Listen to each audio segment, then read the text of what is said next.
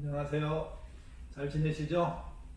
벌써 또 한 주가 지나서 설교를 이렇게 녹화하게 되었습니다. 코로나19 사태는 아마 당분간도 좀 지속될 것 같습니다. 쉽지 않은 환경인데 잘 이기시기를 바랍니다. 부천에 한 1200개 정도의 교회가 있다고 하는데요. 지난 주일에 한 500개 정도 교회가 예배를 드렸습니다.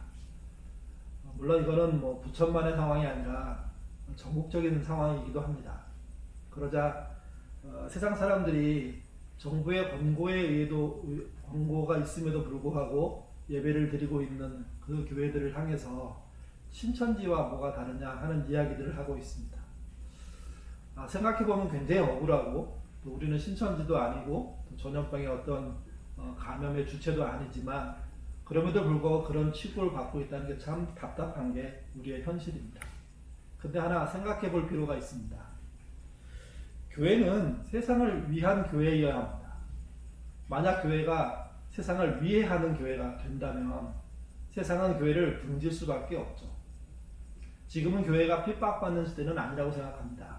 오히려 전염병을 이렇게 전달하는 매개 역할을 할 수 있는 위험을 가지고 있는 그런 시대이기에 우리가 그 주님을 믿는 자녀로서 신실하게 사회를 섬겨야 될 사람으로서 모이기를 자제하고, 오히려 이 모이기를 자제하는 시간을 통해서 우리를 돌아보고 또 한 걸음 더 나가서 세상을 향해서 뭘 할까 고민해야 된다고 생각합니다.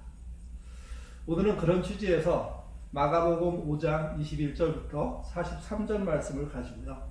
지금은 거룩함의 전염성을 보일 때라는 제목으로 설교하도록 하겠습니다. 여러분에게 질문 한 가지를 드리겠습니다. 가족 모두가 한번 풀어보시면 좋을 것 같습니다. 지난 100년간 연마다 자연재해로 인해 사망한 사람의 수는 어떻게 변했을까요? 첫 번째는 2배 이상 늘었다. 두 번째는 거의 같다. 세 번째는 절반 이하 줄었다는 겁니다. 여기서 자연재해란 홍수, 지진, 폭풍, 그리고 가뭄, 산불, 기타 등등 최근에 유행하고 있는 전염병까지 다 포함되는 일들이겠죠. 그러니까 지난 100년 동안 이런 일들로 인해서 사람들이 얼마나 사망을 했을까? 그게 2배로 늘었는지, 아니면 비슷한지, 아니면 절반으로 줄었는지를 묻는 겁니다. 여러분 스스로 한번 답해 보십시오. 만약 가족들끼리 모여 있다면 동영상을 잠깐 끄시고요. 한번 서로 의견을 나누시는 것도 좋습니다. 그래서 실제 우리는 그것을 어떻게 이해하고 있는지 이렇게 알아본 다음에 제가 정답을 말씀드리도록 하겠습니다.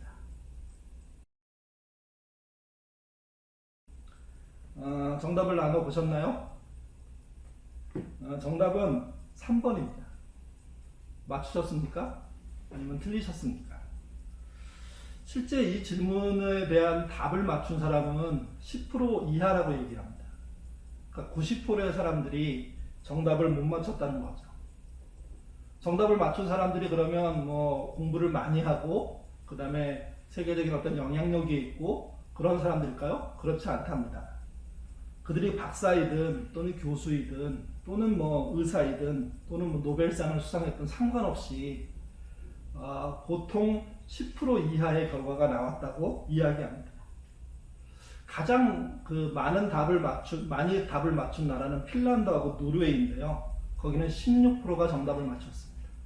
그러니까 그 나라도 84%의 사람들은 이 문제를 틀린 거죠. 왜 이렇게 틀린 생각들을 할까요? 왜 전 세계가 보고 있는 그런 현장들을 보고 있는데, 그리고 아주 인터넷과 그런 언론들을 통해서 빠른 시간으로 세계의 정보들을 접하고 있는데 이렇게 큰 차이가 나도록 오답을 맞추는 사람들이 많을까요? 이 조사를 한 한스 로슬링이라는 사람은요, 팩트폴리스라는 책에서 뭐라고 얘기하냐면 언론들의 잘못된 보도 때문이라고 얘기합니다. 언론의 속성을 한번 생각해 보실 필요가 있습니다.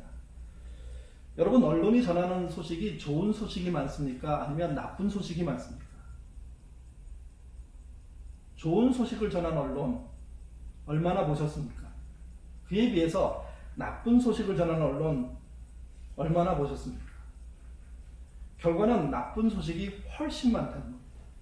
안 좋은 소식, 누군가 죽은 소식, 사고 난 소식, 피해가 일어난 소식, 이런 게 훨씬 많다는 거죠. 요즘은 한 걸음 더 나가서 가짜 뉴스라는 게 판치고 있습니다. 그러니까 나쁜 소식 플러스 가짜 뉴스까지 얹어진 게 언론이라는 현실이죠. 그러니까 언론을 많이 접하면 접할수록 사람들의 생각은요, 부정적이게 된다는 겁니다. 그래서 가장 평이한 그런 세상 파악 자체도 틀리게 하고 산다는 거죠. 자연재해로 인해서 지난 100년 동안 사망한 사람의 수가 절반 이하로 준 게 사실인데, 그 사실에 대한 정보는 듣지 않고 오히려 더 많이 죽었을 거라고 생각하는 이상한 정보들이 우리를 지배하고 있다는 겁니다. 그래서 언론을 조심해야 세상을 바르게 본다 하는 이야기를 합니다. 고대사회도 저는 비슷했다고 생각합니다. 고대사회는 우리처럼 SNS가 발달하고 TV가 발달해서 다양한 소식들을 신속하게 접하지는 못했을 겁니다. 그럼에도 불구하고 그들이 사용하는 언론이 있죠. 그들이 전하고 듣는 소식통들이 있습니다. 그것에 의해서 생겨난 그런 그들만의 독특한 이해들이 있었을 것입니다. 그러니까 그런 이해가 그 시대에 잘못된 문화를 만들고 결국은 잘못된 그런 사회 생활을 하도록 하는 원인이 된다는 거죠. 오늘 본문에는 두 명의 사람이 나옵니다. 한 명은 회당장 야이로이고요. 또 한 명은 12년 동안 혈우병을 앓은 사람입니다. 이 두 사람의 이야기를 하기 전에 우리가 먼저 하나 생각할 게 있습니다. 이스라엘 사회를 바라보는 그 시대는 어땠을까 하는 거죠. 당시 이스라엘 사회에서는요, 사람을 크게 두 분류로 나눴습니다. 하나는 거룩한 사람과 또 하나는 부정한 사람입니다. 거룩한 사람이란 누구냐? 율법을 지키는 사람들이죠. 어설프게 지키는 사람들이 아니라 완벽하게 지키는 사람들을 말합니다. 그러니 그들은 제사장, 레위인, 사두개인이나 바리새인 또는 서기관, 그 밖에 이스라엘 종교가 이야기하는 법칙들, 규칙들을 잘 지켜온 사람들을 말합니다. 그들은 거룩한 사람이라고 불렀습니다. 그에 비해서 거룩하지 않은 부정한 사람들이 존재했습니다. 그들은 병자, 귀신 들린 자, 그리고 이방인, 세리와 같은 사람들입니다. 또 이스라엘 사회에서 비주류에 속하는 사람들이고 또는 이방인들이 되는 거죠. 사회 자체가 거룩함을 가진 사람이 있고 부정한 사람이 있다는 구분에 의해서 운영되는 사회라는 겁니다. 또 한 가지는 부정함이 거룩함을 오염시킨다고 믿었습니다. 그래서 부정한 사람을 거룩한 사람을 만나면 안 됩니다. 우리가 지난번에 살펴본 것처럼 선한 사마리아 사람의 비유에서 제사장과 레위인들이 강도 만나서 피 흘리고 있는 사람을 피했던 이유가 그겁니다. 제사장과 레위인들이 강도 만난 사람을 만지는 순간, 돕는 순간 그들은 부정해집니다. 그러니까 그들의 사고는 무엇이냐면 부정함을 갖고 있는 사람을 만나면 거룩함이 훼손된다는 겁니다. 그러니까 그런 생각, 그런 어떤 것이 그 사회를 지배하고 있는 거죠. 그런 상태에서 오늘 본문을 좀 보셔야 됩니다. 또 부정한 사람들은요, 거룩한 사람들이 있는 곳에 가지 못했습니다. 그래서 병이 들거나 귀신이 들리면 마을 자체에서 격리를 시키거나 아니면 스스로 자가격리를 하거나 그렇게 해야 하는 거죠. 그 기간이 짧으면 다행인데 그게 여러분 수년, 오늘 본문에는 12년도 나오는데 긴 세월이라면 얼마나 처참한 상황들이 벌어질까요? 부정함이 거룩함을 오염시키고 부정한 사람은 거룩한 사람 앞에서 나는 부정하다, 나는 부정하다 그렇게 외쳐야 하고 또 한 걸음 더 나가서 거룩한 사람이라고 생각하는 사람들은 부정한 사람이 등장하면 돌을 던져서 또 저주를 하고 욕을 하는 사회, 그게 이스라엘이었던 겁니다. 오늘 본문에 아까 앞에서 말씀드렸지만 두 명의 인물이 나온다고 말씀드렸죠. 회당장 야이로와 그리고 12년 동안 혈우병을 앓은 사람입니다. 이 이야기는 동시에 진행이 됩니다. 물론 시작은 야이로의 이야기로부터 시작되지만 중간에 12년 된 혈우병 여인이 등장하죠. 그리고 다시 야이로의 딸의 이야기로 이어지면서 문장이 이어집니다. 이것을 보통 문학적으로는 샌드위치 구조 또는 액자 이야기라고 얘기합니다. 그러니까 이야기 속에 이야기가 있는 겁니다. 또는 이야기 사이에 이야기가 있는 거죠. 이런 경우에 두 이야기는 서로에게 영향을 주고 또 두 이야기를 통해서 한 가지 사실들을 발견하기 시작합니다. 그래서 두 사건을 연결해서 보는 게 필요하고요. 서로의 차이가 뭔가 이렇게 함께 보는 것도 필요합니다. 그러면 이제 이야기 속으로 들어가 보도록 하겠습니다. 회당장은 마을에서 인정받는 분입니다. 체면이 있고 또 권위도 있습니다. 많은 사람들이 그에게 머리 숙이고 그의 조언을 듣고 또 그의 기도를 받죠. 그렇게 영향력이 있는 사람이 이 본문에 등장하는 야이로입니다. 근데 그에게는 딸이 있습니다. 그 딸의 병이 고쳐지질 않습니다. 여러분, 나름 사회적인 재산도 있고 사회적인 지위도 있는 사람이 왜 딸이 아프니 그 아버지가 얼마나 많은 노력들을 했을까요? 그 이야기의 자체만 생각해봐도 참 애절하고 그 아버지의 상황이 참 답답했을 것입니다. 그러던 어느 날 예수님이란 분이 병자를 치료하는 분이라는 소식을 듣습니다. 그리고 그분이 자기의 마을로 들어옴을 알게 됩니다. 그는 체면 같은 거 생각하지 않고요. 바로 예수님께 찾아갑니다. 그게 오늘 본문 마가복음 5장 22절에서 24절입니다. 우리 한 목소리로 읽어보겠습니다. 회당장 중에 하나인 야이로라는 이가 와서 예수를 보고 발 아래 엎드려 간곡히 구하여 이르되 내 어린 딸이 죽게 되었사오니 오셔서 그 위에 손을 얹으사 그를 구원을 받아 살게 하소서 하거늘 이에 그와 함께 가실새 큰 무리가 따라가며 에워싸 밀더라.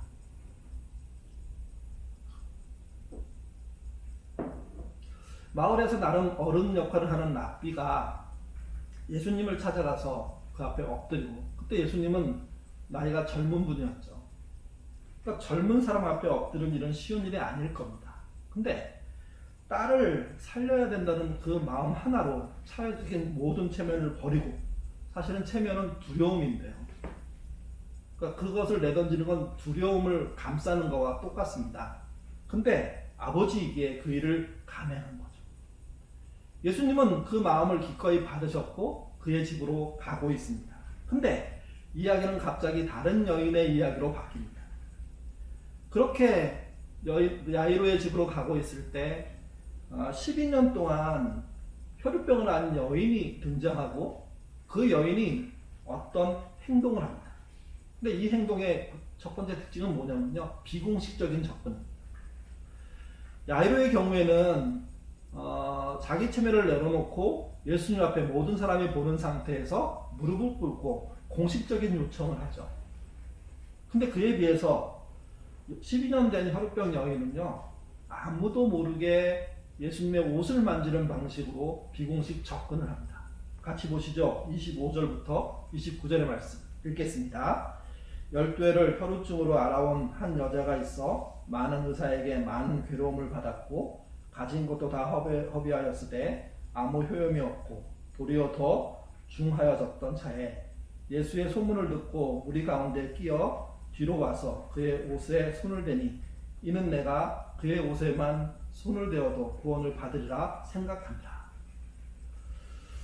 많은 사람이 몰린 상태에서 누군가 어떤 사람의 옷을 만지는 거 있을 수 있는 일입니다. 근데 예수님은 그것을 아셨습니다.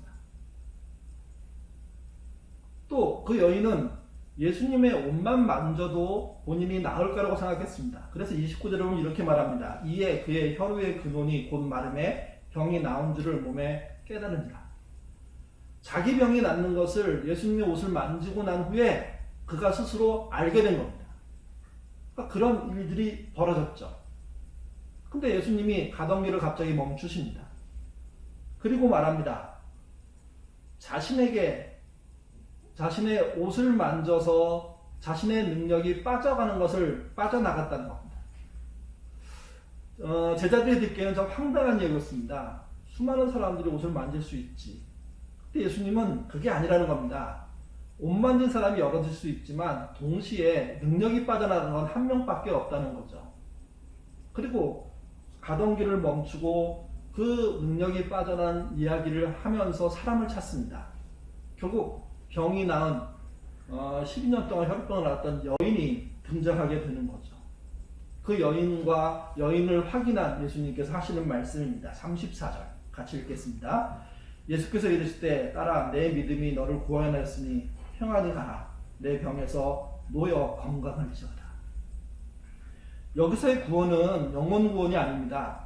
병이 낫는 구원을 말하는 겁니다. 여러분 12년 된 병에서 예수님의 능력 한 번으로 병이 나은 사건, 그걸 말하는 겁니다. 그게 구원입니다. 구원이 그 여인에게 임했습니다.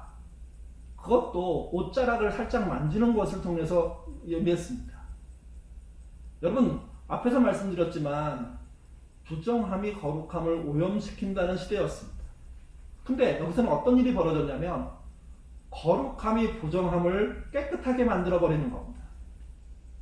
예수님의 병고침, 귀신을 쫓아내는 사건들, 그 밖의 모든 일들은요, 그 시대가 생각하는 부정의 오염이 아니라 거룩으로 인한 깨끗함입니다. 그 일을 예수님이 이 사건을 통해서 보여주신 겁니다. 특별히 야이로의 집에 가기 전에 먼저 12년 된 혈병 여인을 통해서 보여주신 거죠. 예수님의 발걸음은 계속됩니다. 그리고 야이로의 집에 도착하게 됩니다. 도착했는데 야이로의 딸이 방금 죽었다는 이야기를 듣습니다. 얼마나 허망할까요? 능력자이신 예수님을 불러왔는데 아이는 죽었습니다. 그 말을 듣고 흔들리지 않는 부모가 어디 있으며 흔들리지 않는 주변 사람들이 어디 있을까요? 좌절하고 슬퍼할 수밖에 없습니다. 그때 예수님은 이렇게 말씀하십니다. 36절인데 제가 읽어드리겠습니다. 예수께서 그 하는 말을 곁에서 들으시고 회당장에게 이르시되 두려워하지 말고 믿기만 하라 하시고 나를 믿어라. 그리고 예수님이요 야이로의 딸이 있는 곳으로 들어가십니다. 그때 세 제자가 따라 들어가죠. 베드로와 야고보와 요한이 따라 들어갑니다. 그리고 죽은 그 딸에게 접근하십니다. 그리고 말씀하십니다. 그게 41절부터 43절에 기록된 내용입니다. 같이 한번 읽겠습니다. 그 아이의 손을 잡고 이르시되 달리다금 하시니 번역하면 곧 내가 내게 말하노니 소녀야 일어나라 하십니다. 소녀가 곧 일어나서 걸으니 나이가 12살이라. 사람들이 곧 크게 놀라거늘 예수께서 이 일을 아무도 알지 못하게 하라고 그들을 많이 경계하시고 이에 소녀에게 먹을 것을 주라 하시니라. 사람에게 벌어지는 일 중에 가장 부정적인 일은 죽음입니다. 죽음은 누구도 본받고 싶고 따라가고 싶고 전염당하고 싶지 않은 겁니다. 죽음의 아주 매정함이 무엇이냐면 아무리 사랑하는 사람이라고 하더라도 죽은 다음에 함께 있지 않는다는 거죠. 죽는 순간 죽은 자와 산 자는 갈리게 되어 있습니다. 정말 병이 낫기를 간절히 원했던 그 딸아이가 죽었습니다. 그러면 그것은 끝난 겁니다. 그러니 주변 사람들도 또 야이로 자신도 이거는 그만둬야 하는 일이구나 이렇게 생각했을 겁니다. 근데 예수님은 당신의 거룩함으로 죽은 아이를 찾아 들어가서 그 아이를 달리사굼하고 살리십니다. 그리고 그 아이가 살아났죠. 여기서 또 한 가지 보여주는 게 있습니다. 예수님은 부정함이 거룩함을 오염시킨다고 믿는 시대에 거룩함으로 부정함을 깨끗하게 만드는 일을 하고 계시는 분이라는 겁니다. 두 사건이 공통으로 보여주는 건 이것입니다. 거룩함이 부정함을 이긴다는 거죠. 물론 여기는 주의사항이 있습니다. 예수를 믿는다고 해서 예수님의 능력을 믿는 자들이 행사할 수 있는 건 아닙니다. 그렇기 때문에 우리의 거룩함으로 세상의 부정함을 이긴다고 한다는 것은 예수님의 거룩함으로 세상의 부정함을 이기는 것과는 다른 겁니다. 그러니까 우리가 할 수 있는 게 있고 예수님이 하실 수 있는 게 있는 거죠. 병을 고치는 것, 한 걸음 나가서 죽은 자를 살리는 건 주님만 하실 수 있는 일입니다. 우리는 그분의 능력이 나타나면 그런 일이 있을 수 있다, 일어나겠다 하고 믿는 존재죠. 그러나 그렇다고 해서 우리의 거룩함, 주님으로 인해서 생긴 그 거룩함, 믿음으로 생긴 이 거룩함을 이 세상을 향해서 쓸 수 없느냐? 아니라는 겁니다. 쓸 수 있기에 우리도 어떤 존재로 가야 하냐면 우리가 물려받은 거룩함을 가지고 세상의 부정함을 깨끗하게 만드는 일에 참여해야 된다는 겁니다. 10년도 안 된 일입니다. 늘 질병을 하나님의 저주라고 설교하는 목사가 있었습니다. 그 교회 교인들이 중에 누군가 병에 걸리잖아요. 그럼 목사는 신방 가서 뭘 잘못했냐고 회개하라고 아주 면박을 주고 그리고 협박을 하고, 그래서 그 교인들은 병에 걸려도 목사에게 말하지 못하는, 쉬쉬거리면서 병원에 다니는 그런 일들이 자주 벌어졌던 거죠. 목사는 늘 얘기했습니다. 예수 잘 믿으면 절대로 병에 걸리지 않는다고, 건강하다고, 그리고 건강한 상태에서 하나님의 나라에 간다고. 근데 시간이 흐르면서 그분에게 어머니가 계셨는데요. 어머니가 어느 날 암에 걸렸다는 진단을 받은 겁니다. 여러분, 목사가 어떻게 했을까요? 자신의 어머니가 암에 걸리고 난 다음에 서야 그가 아마 깨달았을 겁니다. 병에 걸리는 것이 저주를 받는 것이라는 것이 아님을. 근데 그는 자신의 잘못을 뉘우치기보다는요, 어머니의 병을 숨겼습니다. 어머니가 병을 치료하기 위해서 하는 동안 교회에 못 나오게 했고요. 그리고 결국 어머니가 돌아가셨죠. 장례를 어떻게 치렀냐면 가족들만, 교인들 몰래 치르게 한 겁니다. 생각해 보십시오. 얼마나 불행합니까? 잘못된 믿음 때문에 환자에 대한 그런 바른 태도도 한번 취해보지 못했고, 위로 한번 제대로 하지 못했으며, 심지어 자신의 어머님을 교우들에게 아니지도 않은 채 떠나보내게 했다는 것, 이거 얼마나 큰 잘못입니까? 근데 여러분, 잘못된 생각에 사로잡힌 사람들 중에 상당수가 이런 식으로 살게 된다는 겁니다. 오늘 본문에서는 여러 가지를 보여줍니다. 그 중에 한 가지가 이거죠. 병자로서 세상에 나가서 병자로서 당당하게 세상을 사는 게 어려운 시대에 있을 때, 실제 또 큰 병으로 움직이지 못하게 됐을 때 누군가 나서줄 사람이 필요하다는 겁니다. 야이로의 딸에게는 누가 있었냐면 야이로라는 아버지가 있었습니다. 사회적인 체면을 던지고서라도 딸을 살리기 위해서 최선을 다하는 그분. 여러분, 그렇기 때문에 야이로의 딸이 병들었지만 그래도 행복한 사람이라는 이야기를 들었을 겁니다. 더 좋은 건 무엇이냐면 그 아버지의 끝없는 노력으로 인해서 특별히 예수님이 참여하시지만 그 예수님의 은혜가 그 아이에게 전달된다는 거죠. 물론 야이로는 딸아이가 죽었다는 이야기를 듣고 실망했습니다. 그러나 주님은 당신의 거룩하심을 통하여서 그 아이를 살려내십니다. 그래서 일종의 야이로의 딸의 부활 사건이 일어나기 시작합니다. 야이로가 도전하지 않았더라면, 딸을 대신해서 거리로 나가서 예수님 앞에 무릎 꿇지 않았더라면 이런 일이 벌어졌을까요? 여러분, 우리도 누군가의 대리인으로 나설 기회를 갖고 있지 않는지 한번 생각해 보셔야 합니다. 그가 병들었을 때, 그가 가난에 빠졌을 때, 그가 위기에 빠졌을 때, 오해를 받고 있을 때 우리는 어떤 자리에 어떤 태도로 서줘야 할지 생각해 보셔야 됩니다. 그리고 서야 할 때 서는 것, 내 체면 같은 거 버리고 그들을 먼저 사랑하는 것, 이게 신앙입니다. 그걸 예수님은 인정하셨고, 그래서 죽은 야이로의 딸을 살려주신 겁니다. 거룩함이 병들고 죽은 자를 이기는 모습을 보여준 거죠. 또 한 가지는 주변에 사람이 없이, 대신해 줄 사람이 없이 홀로 있는 사람입니다. 그게 12년 된 혈육병을 앓는 여인 아니겠습니까? 이 여인은 자신의 문제를 어떻게 해결했을까요? 대리자가 없는 경우에는 스스로 나서야 됩니다. 물론 대리자가 있어도 스스로 나서는 사람이 있습니다. 그거 좋은 일이고 바람직한 일입니다. 근데 나에게는 나를 도울 사람이 없다고 생각했을 때 많은 사람은 좌절해 버립니다. 우울에 빠집니다. 실망합니다. 포기합니다. 그래서는 안 됩니다. 아무도 돕지 않을 때 자신의 스스로 나서는 것, 그게 믿음입니다.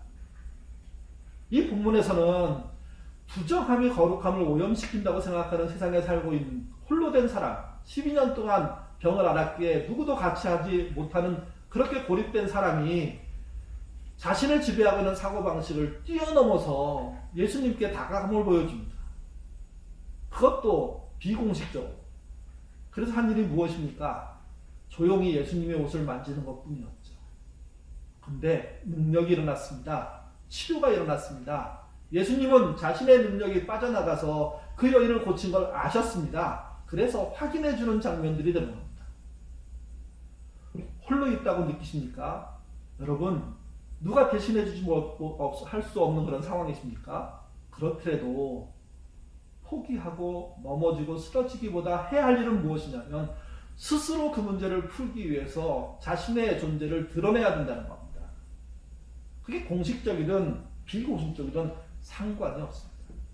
그 도전의 결과를 오늘 본문은 뭐라고 얘기하고 있냐면 그 병이 치료됐다고 이야기하고 있습니다. 한 사람은 대리로 해줄 사람이 있어서 치료받았고 한 사람은 스스로 할 수밖에 없어서 도전했다가 치료받은 이야기를 해주고 있는 거죠. 두 이야기를 연결시켰을 때 중요한 게 뭘까요? 부정함이 거룩함을 오염시키는 게 아니라 거룩함이 부정함을 깨끗하게 합니다.